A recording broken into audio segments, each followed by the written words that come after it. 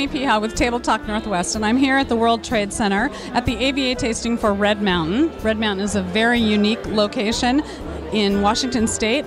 Phenomenal grapes come from Red Mountain, and if you have phenomenal grapes, that means you have great wine. I'm here with Keith Pilgrim with Terra Blanca Winery and Estate Vineyard, and he's been on Red Mountain for 21 years, so he's going to share with us a little bit of the insight about what makes Red Mountain so special and how it's grown over 21 years to be the phenomenal world-class wine region that it is today. Keith, welcome to TableTalk Northwest. Thank you. Appreciate it, Jamie. So I've known you for a long time. And I have to say, when I came to Red Mountain recently and saw your facility, I was seriously blown away by the size of it, because I remember when you first were building it. So you've been there a long time, and Red Mountain has really kind of come into its own, publicly anyway, in the last few years. Definitely. Okay. Definitely. It's been that, 25-year overnight success just about. The overnight success that takes 25 years, I love that. That's so perfect. So people are starting to wonder, and people are asking the question, what makes Red Mountain so special?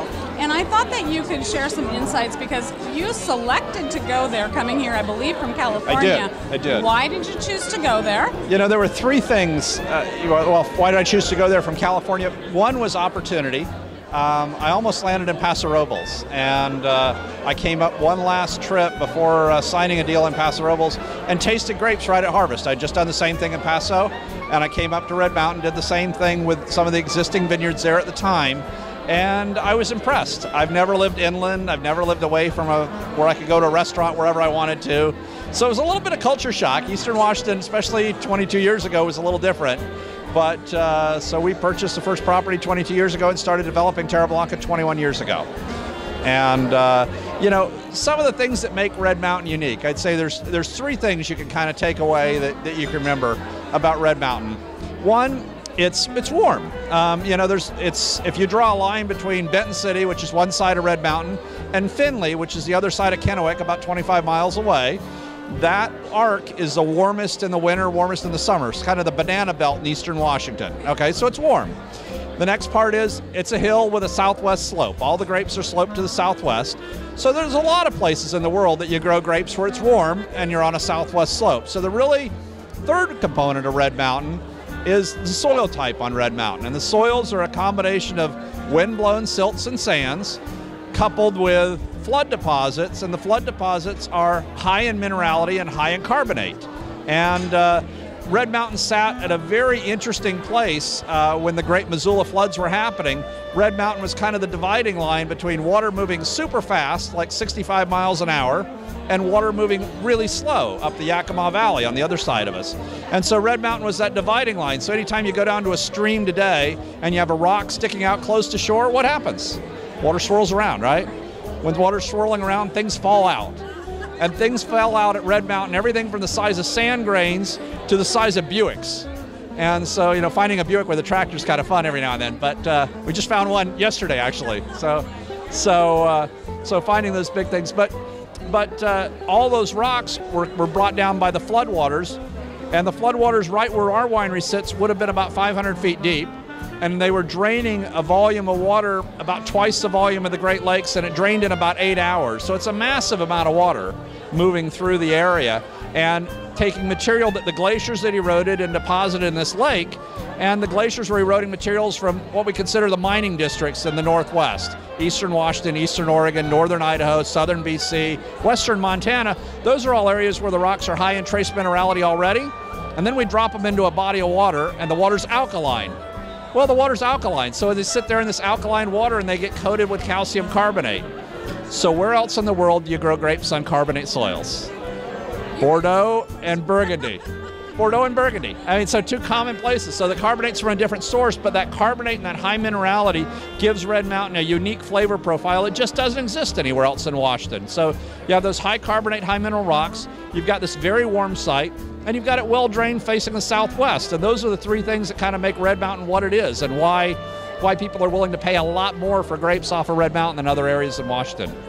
Okay, that was so educational. My goodness, I'm going to have to hear that a time or two, and I'm lucky because I get to go home and listen to the tape over and over again. So now I'm going to ask you, from a consumer standpoint, if I am tasting a Red Mountain wine, what might I expect in my glass? Okay, there's a couple of things to look for. There's one of the things, Red Mountain wines typically are going to be big, heavier structured wines. So there's going to be a lot of structure, a lot of depth.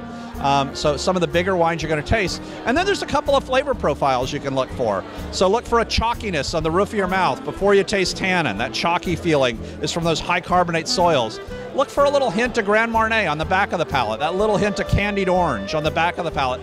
You put those two things together, you get the chalkiness on the front of the palate, front of the roof of your mouth, and that candied orange on the back of the palate, and it's a Red Mountain wine. Those flavors don't exist in combination elsewhere, period.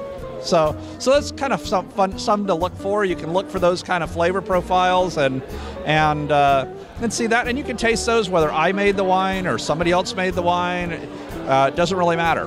Those signatures show through from Red Mountain if you're looking for them. I was telling somebody the other day that, I have the opportunity to taste wines quite a bit, and in blind tastings where we were doing actually, it was kind of an AVA tasting, but it was blind, and we did flight after flight after flight, and I could actually pick out the Red Mountain wines, and I kept saying, that's got to be Red Mountain, and I do believe it has a distinct profile. Yeah, I think it's, in Washington, it's one of the small AVAs, so it's a small area. You can actually get down to what the wines taste like, and it is small enough that the wines do have some similar characteristics, and looking for that chalkiness, looking for that little hint of Grand Marnier. Easiest maybe to pick those up in a cab to start with, but they exist in all the varietals, to an extent. So when people are coming now to visit Red Mountain, now you're one of the first places they're going to find, and it's quite a facility. I think you even serve food there. You have a restaurant and everything.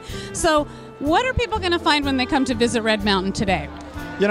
Right now on Red Mountain, you're going to find some beautiful vineyards, some great wines and facilities. Unfortunately, not a lot of places to stay. There are some vacation rental by owners that you can find in the area. Richland's only about 8 miles away as far as places to stay. Not a lot of food in the area. We do have a cafe that operates at the winery just because there hasn't been anything.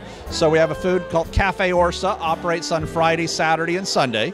And so you're able to come out and experience that. But I think it's kind of that unbridled beauty. Red Mountain's kind of big open spaces where you've got large vantage points where you can look around and see things. It is turning into a sea of vines. Of the 4,040 acres in the Appalachian, over 1,500 acres are planted right now, and there's more being planted this year. We're planting more, so are a number of others this year, and so you're going to see another 200, 300, 400 acres planted this year alone, with a lot more to follow next year. So, I could see in the next couple of years we'll have, 2,500 acres of vines planted on Red Mountain within just a couple of 3 years. Is there a particular time of year or different seasons that is a really good time for people to come and visit?